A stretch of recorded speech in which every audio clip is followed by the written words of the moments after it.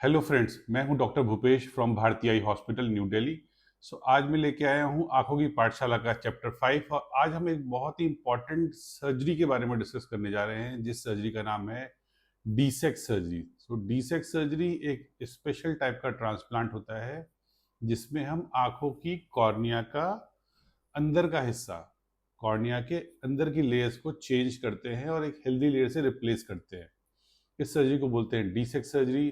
तो डीसेक सर्जरी का अगर हम फुल फॉर्म की बात करें तो डीसेक का मतलब होता है डेस्मट स्ट्रिपिंग ऑटोमेटेड एंडोथेलियल केरेटोप्लास्टी।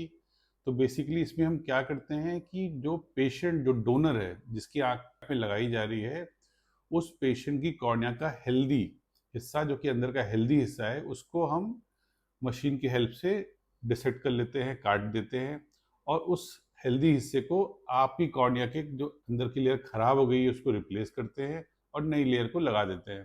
तो एक बहुत ही एडवांस टाइप का ट्रांसप्लांट है और जो कि कुछ स्पेसिफिक बीमारियों के लिए होता है। तो आप सोच रहे होंगे कि डीसेक सर्जरी किन पेशेंट्स में किया जाता है या किन प्रॉब्लम के लिए किया जाता है। कन्वेंशनली जो आज से कुछ साल पहले तक जब भी ट्रांसप्लांट की बात आती थी तो पूरा का पूरा कॉर्निया, जो कि ब्लैक पोर्शन है आपकी आंख का, इसको फुल रिप्लेस करते थे और स्टिच करके नई कॉर्निया हम लगा दिया करते थे। पर जैसे जैसे ट्रांसप्लांट की टेक्निक्स में एडवांसमेंट हुई उसमें ये देखा गया कि कुछ कुछ बीमारियां ऐसी हैं जिसमें सिर्फ अंदर की लेयर खराब हो रही है। जैसे कई बार कैटरेक्ट सर्जरी के बाद कॉर्निया की एंडोथेलियम परमानेंटली डैमेज हो जाती है।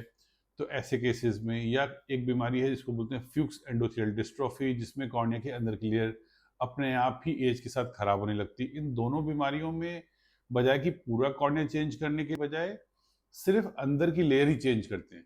अब इसका एडवांटेज क्या है कि जब हम पूरा फुल कॉर्निया ट्रांसप्लांट करते हैं, ऐसे केसेस में रिस्क ऑफ रिजेक्शन ज़्यादा रहता है, इन्फेक्शन का रिस्क ज़्यादा रहता है, रिकवरी बहुत लंबी होती है, साल भर के बाद स्टिचेस निकलते हैं आँख में और दवाई लंबे समय तक चलती रहती है।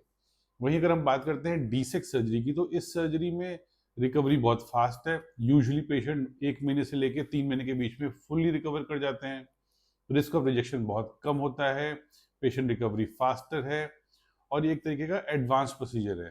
तो कई पेशेंट्स आते हैं हमारे पास, दूसरे डॉक्टर्स रेफर करते हैं कि इनको कॉर्निया ट्रांसप्लांट चाहिए और इस माइंडसेट से आते हैं कि उनका फुल कॉर्निया ट्रांसप्लांट होने वाला है। पर जब उनकी आंखों का एग्जामिनेशन करते हैं तो लगता है कि बाहर का हिस्सा कॉर्निया का बिल्कुल हेल्दी है, सिर्फ अंदर की लेयर की प्रॉब्लम है।